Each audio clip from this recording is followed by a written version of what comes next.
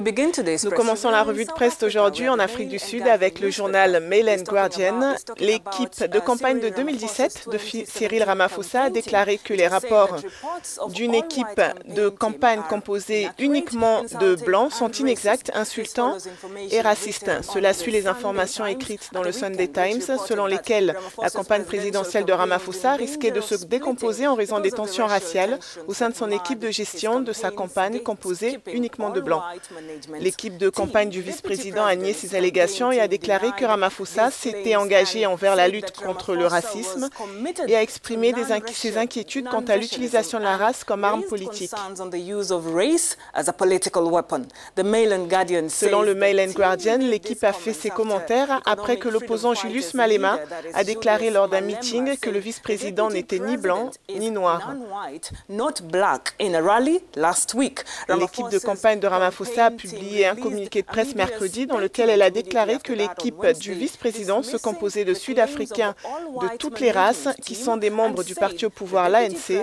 Elle a ajouté que certains d'entre eux ont purgé des peines dans les prisons d'apartheid lors de la lutte pour la démocratie en Afrique du Sud.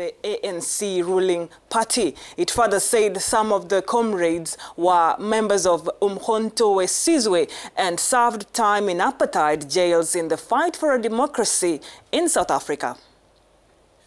Gabon Review revient sur la visite des membres du Fonds monétaire international au Gabon entre le 26 juillet et le 2 août. Lors de cette visite menée par Alex Segura Obiago, l'organisme international a révélé que l'économie gabonaise devrait connaître une croissance d'environ 1% en 2017, une baisse par rapport à l'année dernière. Cela s'explique en grande partie par la faiblesse du secteur pétrolier et une récession dans les secteurs commercial et des services. Le FMI a déclaré qu'il y avait des signes que l'économie avait commencé à se stabiliser au premier semestre de 2017 en raison d'une légère reprise des prix dans le domaine de l'énergie et dans les secteurs du manganèse, du bois et de l'agro-industrie. Gabon Review rapporte que le Gabon a été durement touché par une baisse de plus de 50% des prix du pétrole depuis 2014. Le pays lutte pour diversifier son économie et le FMI a encouragé les autorités gabonaises à accroître la mobilisation des recettes non pétrolières, en particulier au niveau douanier, où les résultats ont été décevants. Le Gabon est le 4e producteur pétrolier d'Afrique, avec une production d'environ 220 000 barils par jour, dominée par les majors internationaux Total et Shell.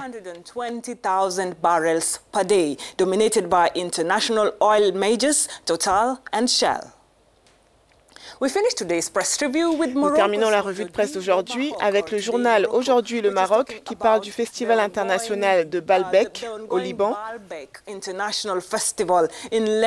Samira Saïd sera la première Marocaine à participer au festival qui se déroulera jusqu'au 15 août. Samira est l'une des chanteuses arabes les plus accomplies des 3 dernières décennies et elle est connue pour incorporer un style classique avec de nouveaux styles musicaux tels que le raï ou le jazz. Elle